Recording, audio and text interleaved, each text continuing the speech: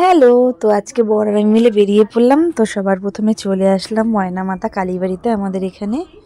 তো এখানেই চলে আসলাম একটা কারণে, কারণ কি আজকে আমার বরের জন্মদিন, তাই দুজন মিলে আসছিলাম পুজো দিতে। তো সবার প্রথমে মায়ের পুজো দিয়ে নিলাম। তো তোমরা সবাই আশীর্বাদ করো আমার বর যেন সবসময় ভালো থাকে, সুস্থ থাকে।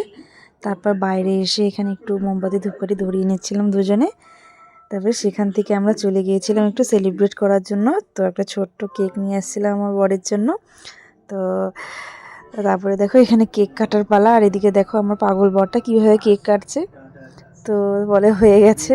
তো আমি বললাম দাও আমি তোমাকে খাইয়ে দিই। ও বলে না আমি খাইয়ে দিব। এ নিয়ে দুজনের মধ্যে কাড়াকাড়ি লাগছিল।